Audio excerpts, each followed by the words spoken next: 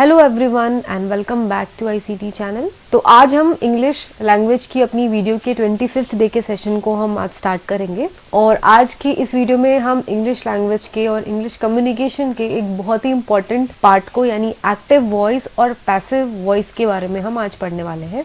Active voice और passive voice जो है वो इंग्लिश लैंग्वेज का एक बहुत इंपॉर्टेंट पार्ट है और आप जब स्पीकिंग करते हैं, आप जब कम्युनिकेट करते हैं इंग्लिश में, तो बहुत ही ज़्यादा यूजफुल होता है एक्टिव वॉइस और पैसिव वॉइस की नॉलेज। और अगर आप इस पे अपनी पकड़ बना लेते हैं तो आपके लिए बहुत ही ज़्यादा हेल्पफुल साबित होगी। तो वीडियो को शुरू करने से पहले चैनल पे नए हैं तो सब्सक्राइब करना ना भूलें और अगर सब्सक्राइब आपने कर दिया है तो बेल आइकन भी प्रेस कर दें जिससे चैनल पे आने वाली सारी वीडियोस की आपको इंस्टेंटली नोटिफिकेशन मिल जाए। तो एक्टिव वॉइस और पैसिव वॉइस, जिसे हम हिंदी में बोलते हैं कर्तवाच्य और कर्मवाच्य। तो हम किसी भी बात को दो प्रकार से कर सकते हैं। कर्ता डूअर यानी जो उस चीज को, जो उस काम को कर रहा है, जैसे हरी लर्न्स द फर्स्ट लेसन। इसमें हरी जो है वो कर्ता है यानी हरी है वो काम कर रहा है। क्या काम कर रहा है? वो पहला लेसन याद कर रहा है, तो ये होता है कर्ता। दूसरा होता है कर्म यानी रिसीवर, पर बल देते हुए, जैसे the first lesson is learned by Hari. तो अब हमने क्या किया, अब दूसरे वाक्य में हमने जो दूसरा जो था उसको हमने पहला बना दिया, यानी हमने बल किस पे दिया है, जो काम हो रहा है उस पे। The first lesson is learned by Hari. अब हरी को हमने सेकंड कर दिया। हमने इस वाक्य में हमने किस पे बल दिया है? फर्स्ट लेसन पे। इस वाक्य में इंपॉर्टेंट क्या हो गया? फर्स्ट लेसन के बारे में बात हो रही है और इस वाक्य में हरी के बारे में बात हो रही थी। तो यही दोनों डिफरेंस होते हैं एक्टिव वॉइस और पैसिव वॉइस के बारे में। जब हम कर्ता पे बल देते हैं तो वो एक्टिव वॉइस होता है और जब हम कर्म पे बल देते हैं तो वो पैसिव वॉइस होता है। बातचीत करते समय कहने वाले को अपने आशय के अनुसार वाक्य का चुनाव करना चाहिए।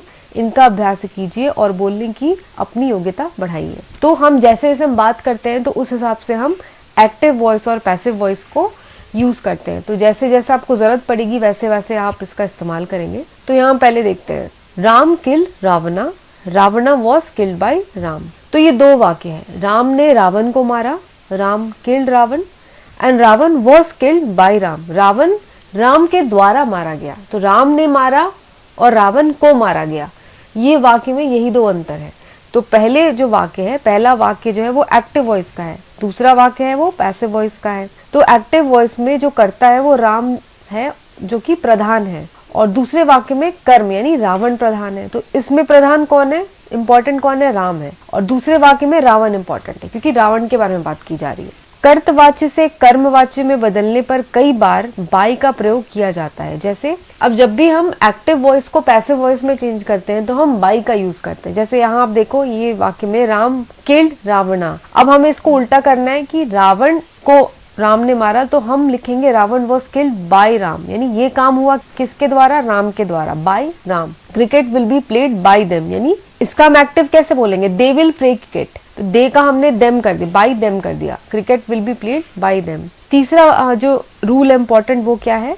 कई बार पैसिव वॉइस में बाय का प्रयोग नहीं होता है। जैसे let your lesson be learned. तो let your lesson be learned ये कब होता है? जब कोई जो करता है वो क्लियर नहीं है। कोई सेंटेंस ऐसे होते हैं जिसमें हमें नहीं पता चलता है कि करता कौन है। जैसे अगर आपको कोई बोल रहा है सिट डाउन, यह एग्जांपल इसकी बात करें, let your lesson be learned. तो जब जैसे आप स्कूल में हो, आपके टीचर्स बोलते हैं, आपके पेरेंट्स बोलते हैं, कोई आपको बोलता है लर्न योर लेसन, तो लर्न योर लेसन में ये तो क्लियर नहीं है कि कौन आपको बोल रहा है, सिर्फ आपको एक कमांड दी जा रही है। तो ऐसे जो एक्टिव वॉइस होते हैं उनको हम कन्वर्ट करते टाइम बाय का यूज नहीं करते हैं। हम जनरल बोलते हैं late your lesson be learn. He was charged with theft. तो इस सेंटेंस में he was charged with theft यानी उस पे चोरी का इल्जाम लगाया गया। तो किसने इल्जाम लगाया ये हमें नहीं पता है, तो इसलिए हमने इसमें बाय का यूज नहीं किया है। कि बाय तब यूज करते हैं जब कोई कर्ता वो काम कर रहा है, लेकिन जिस सेंटेंस में कर्ता का पता ही नहीं है तो उसमें हम बाय का यूज कैसे करेंगे? तो इस तरीके से वो वाक्य हम यूज करते हैं। एक बात अच्छी तरह समझ लीजिए, पैसिव वॉइस बहुधा वहां प्रयोग में आता है जहां कथन में कर्म पर बल दिया जाता है। उदाहरण के रूप में कोई छात्र कहना नहीं मानता है तो कहा जाता है you will be punished for your negligence. तो जब जैसे कर्म है, काम है, जो आउटकम हो रहा है, जब हम उस पे बल देते हैं तब वहां हम पैसिव वॉइस का यूज करते हैं, कर्ता पे बल नहीं देते। जैसे यहाँ पे आपको एग्जांपल दिया गया है, you will be punished for your negligence. अगर हम किसी को डांट रहे हैं कि तुम्हें सजा मिलेगी, तुम कहना नहीं मार रहे हो, तुम्हें इसका दंड दिया जाएगा, तो यहाँ पे काम जो मेन चीज क्या है वो दंड है, क्योंकि हम उसे डांट रहे हैं कि तुम्हें दंड दिया जाएगा। तो ऐसे जगहों पे हम पैसिव वॉइस का यूज करते हैं। तो हम ऐसे लिखेंगे you will be punished for your negligence. और इसको हम ऐसे भी कह सकते हैं, अब छात्र को कोई डांट रहा है तो उसको कौन पनिशमेंट देगा, टीचर देगी। तो हम इसको ये भी कह सकते हैं the teacher will punish you for your negligence, तुम्हें पनिशमेंट दी जाएगी और टीचर तुम्हें पनिशमेंट देंगी। तो दोनों सेंटेंस में डिफरेंस है। पहले सेंटेंस में पनिशमेंट पे बल दिया जा रहा है यानी तुम्हें पनिशमेंट दी जाएगी, और दूसरे सेंटेंस में कर्ता यानी टीचर पे बल दिया जा रहा है कि टीचर तुम्हें पनिशमेंट देगी। तो टीचर तुम्हें पनिशमेंट देगी यानी ये जो सेंटेंस था the teacher will punish you for your negligence, ये हमारा एक्टिव वॉइस हो गया। आप ध्यान देंगे तो आपको पता चलेगा कि इसका वह प्रभाव नहीं पड़ता जैसा पहले वाक्य पर पड़ता है, क्योंकि यहाँ महत्व दंड देने वाले का नहीं है, दंड का है, इसलिए दंड क्रिया पर बल दिया जाना चाहिए। तो एक्टिव वॉइस में यहाँ पे दंड देने वाले पे बल दिया गया, और पैसिव वॉइस जो हमने ये पढ़ा था इस पे दंड पे बल दिया गया। तो ये दोनों डिफरेंस है एक्टिव वॉइस और पैसिव वॉइस में। अब हम कुछ सेंटेंसेस देखेंगे इनके।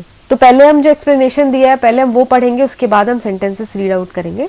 वाच्य बदलने के लिए यानी वॉइस बदलने के लिए अर्थात कर्ता के स्थान पर कर्म को प्रमुख बनाने के लिए दो बातों पे महत्व दी जाता है। तो जैसे आपको सेंटेंस दिया गया है एक्टिव वॉइस, एक्टिव वॉइस में क्या है, कर्ता पे बल दिया गया है, लेकिन जब आपको इसको कन्वर्ट करना है, आपको एक्टिव को पैसिव में कन्वर्ट करना है, यानी आपको कर्ता की जगह कर्म को आपको प्रमुख बनाना है, तो आप क्या करोगे, दो बातें आप ध्यान में रखोगे। पहला क्या है, वाक्य में कर्ता को कर्म तथा कर्म को कर्ता बना दिया जाता है। तो बिल्कुल एकदम उल्टा हो जाता है, जो कर्म है वो कर्ता बन जाता है, और अगर कर्ता है तो वो कर्म बन जाता है। जैसे राम ने रावण को मारा, तो यहाँ पे राम जो है वो कर्ता है और कर्म क्या है, रावण है। राम किल्ड रावणा, कर्मवाच्य में यानी पैसिव वॉइस में यह हो जाएगा रावण राम द्वारा मारा गया।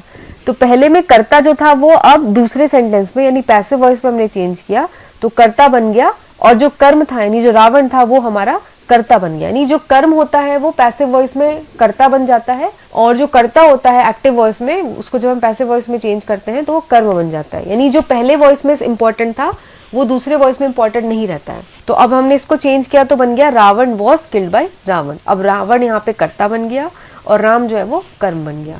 दूसरी बात क्या है, क्रिया का रूप बदल जाता है, अर्थात किसी भी काल यानी टेंस का कर्तृवाच्य हो उसमें मुख्य क्रिया पार्टिसिपल के रूप में हो जाती है। जैसे डू, डूइंग आदि बदलकर डन हो जाता है। तो हम जो वर्ब होता है, जो क्रिया होता है, उसको भी हम जब पैसिव वॉइस में चेंज करते हैं तो उसका पास्ट पार्टिसिपल लगता है। जैसे अगर हम बोलेंगे Ram is doing his homework, तो इज डूइंग जो है वो डन हो जाएगा, यानी पास्ट पार्टिसिपल यानी वर्ब का जो थर्ड फॉर्म होता है वो चेंज हम करेंगे। तो हम जब Ram is doing his homework को जब हम चेंज करेंगे तो हो जाएगा homework was done by Ram. और उसके साथ ही दूसरे इसके साथ एक सहायक क्रिया जैसे is, was, be, being, has been आदि और जुड़ जाती है। ऊपर दिए गए वाक्यों में विभिन्न कालों के रूप देखिए। तो यहाँ पे हम अभी सेंटेंस देखेंगे तो हम अलग अलग टेंस देखेंगे। तो यहाँ पे कुछ सेंटेंसेस हमें दिए गए हैं। He sings a song, he sings a song में ही जो है वो करता है, वह गाना गा रहा है। तो ही यानी वह जो है करता है, करता जो है वो काम कर रहा है। अब यहाँ पे कर्म क्या यानी क्या काम हो रहा है, गाना गाने का, यानी सॉन्ग जो है वो कर्म है। तो जब हम इसे कन्वर्ट करेंगे पैसिव वॉइस में तो जो सॉन्ग है वो कर्ता बन जाएगा, यानी सॉन्ग जो है वो पहले आएगा सेंटेंस में, और ही जो है या ही हो जाएगा हिम, वो कर्म हो जाएगा, हिम हो जाएगा कर्म। तो जैसा कि मैंने आपको अभी अभी समझाया था, कर्ता कर्म बन जाएगा और कर्म कर्ता बन जाएगा। तो इसको हमने कन्वर्ट किया, a song is sung by him. तो सॉन्ग है वो कर्ता बन गया तो वो पहले आ गया अ सॉन्ग, और ही जो है वो कर्म बन गया तो लास्ट में आ गया बाय हिम, और बाय लग गया जैसा भी हमने देखा था कि कर्ता जो है वो कर्म जब बनता है तो बाय हिम उसके आगे लगता है बाय। और सिंग्स जो है वो प्रेजेंट टेंस था, अभी अभी मैंने आपको बताया कि पास्ट पार्टिसिपल हो जाता है, तो सिंग का हमने कन्वर्ट कर दिया इज संग। तो हमने सेंटेंस बनाया a song is sung by him. दूसरा देखते हैं, आई डिलीवर्ड द मैसेज। अब इसमें आई करता है और द मैसेज जो है वो कर्म है। तो जब हम इसे चेंज करेंगे तो क्या हो जाएगा, द मैसेज वॉज डिलीवर्ड। तो द मैसेज जो है वो कर्ता बन गया, तो द मैसेज पहले आ गया। तो आई जो था वो कर्म था, तो यहाँ पे वॉज डिलीवर्ड, अगर आप बाई मी भी लिखोगे तो भी चलेगा, लेकिन यहाँ पे बाई मी नहीं लिखा गया क्योंकि वो अंडरस्टूड है, तो हमने इसका कन्वर्ट कर दिया, द मैसेज वॉज डिलीवर्ड। तीसरा है दे विल प्ले क्रिकेट। अब दे जो है वो यहाँ पे करता है और क्रिकेट जो है वो कर्म है, तो चेंज करेंगे तो क्रिकेट पहले आ जाएगा, यानी क्रिकेट कर्ता बन जाएगा और दे का देम हो जाएगा और वो कर्म बन जाएगा। Cricket will be played by them. तो जैसे मैंने आपको बताया क्रिकेट यहाँ पहले आ गया और दे जो है वो देम में चेंज हो गया और आगे उसके बाय लग गया, तो दे का हो गया बाय देम। और प्ले जो है दे विल प्ले, तो दे विल प्ले का हम चेंज करेंगे विल बी प्लेड। नहीं, दे विल प्ले क्रिकेट का मतलब क्या हो गया, वो क्रिकेट खेलेंगे। तो हम जब चेंज करेंगे, हम जैसे हम किसी को बताते हैं कि वो क्रिकेट खेलेंगे, तो जब हम चेंज करेंगे तो हम क्या बोलेंगे, क्रिकेट उनके द्वारा खेली जाएगी। तो खेली जाएगी का हो जाएगा विल बी प्लेड, उनके द्वारा खेली जाएगी का हो जाएगा बाय देम। वैसे ही अगला है are you writing a letter, क्या तुम लेटर लिख रहे हो। तो आर जो है, आर यू जो है, इसमें यू कर्म है, क्योंकि तुम लेटर लिख रहे हो। यहाँ पे यू जो है वो कर्ता है और लेटर जो है वो कर्म है। तो हम चेंज करेंगे तो लेटर पहले आ जाएगा और यू जो है वो लास्ट में आ जाएगा, कर्म बन जाएगा और यू के पहले बाई लग जाएगा। और यहाँ पे राइटिंग जो है, राइटिंग हो जाएगा हमारा बीइंग रिटन। तो क्या हो जाएगा, is a letter being written by you. फिर अगला है labourers were digging a canal. तो अ कैनाल जो है वो पहले आ जाएगा, अ कैनाल, और लेबरर्स जो है वो लास्ट में लग जाएगा। और वर डिगिंग का हो जाएगा was being dug, a canal was being dug by the labourers. वैसे एक लास्ट सेंटेंस है हेल्प हिम। हेल्प हिम में यहाँ पे आपको, आप बोलोगे यहाँ तो कोई कर्ता कर्म का कुछ पता ही नहीं चल रहा है कि कौन करता है कौन कर्म है, दो वर्ड का तो सेंटेंस ही है। तो ऐसे जो सेंटेंस है उसके बारे में यहाँ पे दिया गया है। आप देखो नीचे कुछ वाक्य दिए गए हैं जो कर्मवाच्य है, यानी जो पैसिव वॉइस है, लेकिन इनमें कर्ता गायब है। अतः कर्ता न होने के कारण इनके कृतवाच्य में बदलना संभव नहीं है। ऐसे वाक्य में कर्ता जरूरी नहीं होता। इस प्रकार के बहुत से वाक्य हो सकते हैं। तो यहाँ पे हेल्प हिम जैसे इसका कोई कर्ता कर्म नहीं है, तो इसे हम कैसे बदलेंगे, इसको हम लेट लगा के चेंज करते हैं। ऐसे जो वाक्य होते हैं जिसमें हमें कर्ता कर्म नहीं पता चलता है, हम उसे दूसरे तरीके से चेंज करते हैं। तो हेल्प हिम की जगह हम लिखेंगे let him be helped bye you. तो यहाँ पे हिम जो है वो वैसे ही रह जाएगा। हमने एज्यूम कर लिया कि यू यहाँ पे जो है वो करता है। हेल्प हिम अगर हम बोल रहे हैं कि मदद करो, तो हो सकता है मैं आपको बोल रही हूँ कि तुम उसकी मदद करो, तो तुम को जो है हमने ये मान लिया कि तुम यानी यू जो है वो करता है। तो इसका हम चेंज करेंगे late him be helped bye you. तो बाय यू जो है वो हम नहीं लिखेंगे, सिर्फ हम लिखेंगे let him be helped bye you, जो है अंडरस्टूड है। जैसे यहाँ अंडरस्टूड था कि हम आपको बोल रहे हैं यू हेल्प हिम, वैसे यहाँ पे बाय यू भी अंडरस्टूड है, तो हम सिर्फ लिखेंगे लेट हिम बी हेल्प्ड। तो यहाँ पे हमने देखा था नीचे कुछ वाक्य ऐसे दिए गए जो कर्मवाच्य है, यानी ये पैसिव वॉइस है और इसमें कोई कर्ता नहीं है, यानी कौन ये कार्य कर रहा है उसका हमें पता नहीं चल रहा है। तो कर्ता न होने के कारण इनको एक्टिव वॉइस में बदलना संभव नहीं है। तो यहाँ पे हम इसे एक्टिव वॉइस में बदल ही नहीं सकते। वो कैसे कैसे सेंटेंस है, the Taj Mahal was built at an enormous cost. अब यहाँ पे हम यूं तो हम लिख नहीं सकते, क्योंकि ताजमहल तुमने तो नहीं बनवाया या मैंने तो नहीं बनवाया, हमें पता नहीं है। तो हम यहाँ पे इसको एक्टिव वॉइस में चेंज नहीं कर पाएंगे, ये सेंटेंस एज इट इज रह जाएगा। वैसे इज मेज in sown, maize is sown in the rainy season, ये एक जनरल सेंटेंस है कि मकई को वर्षा ऋतु में बोया जाता है। तो अब यहाँ पे कोई करता तो है नहीं, बो रहा है या कौन बोया, किसने बोया, ये तो यहाँ पे कुछ दिया ही नहीं, यहाँ पे कोई करता ही नहीं है, तो इसको भी हम एक्टिव वॉइस में चेंज नहीं कर सकते।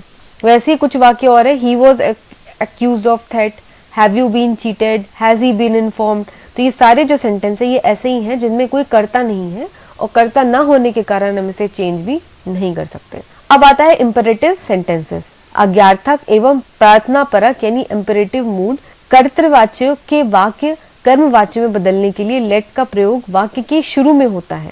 कई बार कर्तृवाच्य यानी एक्टिव वॉइस वाक्यों में आशय के अनुसार यानी रिक्वेस्ट और शुड आदि शब्द जोड़कर भी कर्मवाच्य में वाक्य बनाए जाते हैं। यानी पैसिव वॉइस में जब चेंज करते हैं ऐसे सेंटेंसेस को तो रिक्वेस्ट और शुड भी ऐड किया जाता है। तो यहाँ पे हम प्रैक्टिस करने के लिए कुछ सेंटेंसेस देखेंगे। तो यहाँ पे क्या है, कुछ ऐसे वाक्य होते हैं जो कि इंपेरेटिव सेंटेंस होते हैं, जैसे कि हम किसी को ऑर्डर दे रहे हैं या हम किसी को रिक्वेस्ट कर रहे हैं, तो हम वहाँ पे क्या करते हैं, जनरली हम लेट का प्रयोग करते हैं। ऐसे वाक्य में जहाँ पे हमें नहीं पता है कि कौन बोल रहा है, हम किसे बोल रहे हैं, लेकिन बस ऑर्डर दे रहे हैं, हम प्रार्थना कर रहे हैं, रिक्वेस्ट कर रहे हैं, तो वहाँ पे हम लेट लगाएंगे। और कुछ ऐसे भी वाक्य होते हैं जिसमें लेट की जगह हम रिक्वेस्ट और शुड भी यूज करते हैं, जैसे डू दिस वर्क, यह काम करो। अब यह काम करो यहाँ पे कोई करता नहीं है, यानी किसको बोला जा रहा है ये हमें नहीं पता और कौन बोल रहा है ये भी नहीं पता। तो इसको हम कैसे चेंज करेंगे, हम बोलेंगे late this work be done. तो डू का हो जाएगा बी डन और आगे लेट लग जाएगा, late this work be done. तो डू हमने पीछे ले गए हम डू को और हमने लिख दिया बी डन। और बाय यू जो है वो हम नहीं लिखेंगे क्योंकि हमें ये अंडरस्टूड है। अगर मैं बोल रही हूँ कि यह काम करो तो मेरे सामने जो भी है मैं उसे ही बोलूंगी यह काम करो, लेकिन मेरे सामने कौन है, तुम हो या कौन है, हमें नहीं पता। तो इसलिए बाय यू हम नहीं लिखेंगे। बाय यू अंडरस्टूड है कि जो भी सामने है हम उसे ही बोल रहे होंगे, हम सिर्फ लिखते हैं let this work be done. दूसरा है ask him to sit down, उसे बैठने को कहो। अब ये कौन कह रहा है, मतलब मैं बोल रही हूँ कि उसे बैठने को कहो, लेकिन मैं ये किसे बोल रही हूँ कि तुम उसे बैठने को कहो, ये कुछ क्लियर नहीं है। तो इससे भी हम लिखेंगे let him be asked to sit down. Punish him, तो जैसे ये था वैसे ही है, पनिश हिम, उसे दंड दो। तो किसे दंड देना है, कौन बोल रहा है किसे दंड देना, ये भी हमें नहीं पता, तो हम लिखेंगे लेट हिम। तो यहाँ पे आप ध्यान रखो कि जो दूसरा जो आता है, हिम हो गया या दिस वर्क हो गया, सिट यहाँ पे भी हिम हो गया, तो वो हमारा जो है लेट के साथ आ जाएगा। लेट हिम, पनिश का हो जाएगा बी पनिश्ड, तो ये हो जाएगा late him be punished. Advertise the post, तो यहाँ पे द पोस्ट जो है वो आगे आ जाएगा, let the post be advertised. Please don't smoke, अब ये रिक्वेस्ट कर रहे हैं कि स्मोक मत करो। अब इसको हम ऐसे लेट लिख के चेंज नहीं कर सकते, इसको हम लिखेंगे प्लीज है, यानी कि हम रिक्वेस्ट कर रहे हैं, तो हम इसको कन्वर्ट करेंगे you are requested not to smoke. Don't encourage indiscipline, indiscipline shouldn't be encourage, यानी अनुशासनहीनता को प्रोत्साहन मत दो, बढ़ावा मत दो, हम ये बोल रहे हैं सेंटेंस। तो इसको हम जब कन्वर्ट करेंगे तो इसमें कर्ता कर्म का कुछ पता नहीं चल रहा है, तो हम सिर्फ इसको कन्वर्ट कर देंगे, इसका टेंस कन्वर्ट कर देंगे। तो पहले आ जाएगा indiscipline, indiscipline shouldn't be encourage, don't encourage जो है वो चेंज हो जाएगा शुड नॉट बी एनकरेज। जैसा कि अभी हमने यहाँ रूल में पढ़ा था कि कुछ वाक्यों में रिक्वेस्ट और शुड का भी यूज होता है, तो ये इसी टाइप के वाक्य है जिसमें रिक्वेस्ट और शुड का यूज किया गया है। तो आई होप आपको एक्टिव वॉइस और पैसिव वॉइस का कंसेप्ट आज काफी हद तक क्लियर हो गया होगा, और अगर आप इसे और अपना सुधारना चाहते हैं और आप इसमें एक्सपर्टीज हासिल करना चाहते हैं, if you want to improve it more, तो आप और ज़्यादा प्रैक्टिस करें। आपके पास जो भी बुक्स हैं आप उससे प्रैक्टिस कर सकते हैं, क्योंकि आप जितना ज़्यादा प्रैक्टिस करेंगे आपको उतना ही ज़्यादा इंग्लिश लैंग्वेज की जो इफ्स हैं, डोंट्स हैं, बट्स हैं, यानी कि क्या आपको करना है, किस सेंटेंस को आपको कैसे कन्वर्ट करना है, कैसी कैसी चीज़ें हैं जहाँ पे आप अटकते हैं, ये आपको प्रैक्टिस करने से ही पता चलेगा। और इसके अलावा अगर आपकी कुछ डाउट्स हैं इन सेशंस को लेके या कुछ रूल्स को लेके, तो आप वो मुझे कमेंट करके पूछ सकते हैं। तो आज की वीडियो आई होप आपको पसंद आई हो, और अगर पसंद आई है तो जाते जाते लाइक बटन को दबाना ना भूलें, और इस वीडियो को अपने सारे फ्रेंड्स के साथ भी आप शेयर करें। तो आज के लिए बस इतना ही, तो मैं मिलूंगी आपको अगली वीडियो के साथ जिसमें हम आगे के टॉपिक्स डिस्कस करेंगे। आज के लिए बस इतना ही, take care and have a nice day. अगर अब तक आपने चैनल को सब्सक्राइब नहीं किया है तो आप आईसीटी चैनल के नीचे जाके चैनल को सब्सक्राइब कर लें, और सब्सक्राइब करने के साथ बेल आइकन दबाएं और ऑल सिलेक्ट करें। ऑल सिलेक्ट करने से आपको जब भी चैनल पे वीडियोस अपलोड होंगी आपको उसका इंस्टेंट नोटिफिकेशन मिल जाएगा, और आपको वीडियो सर्च नहीं करनी पड़ेगी।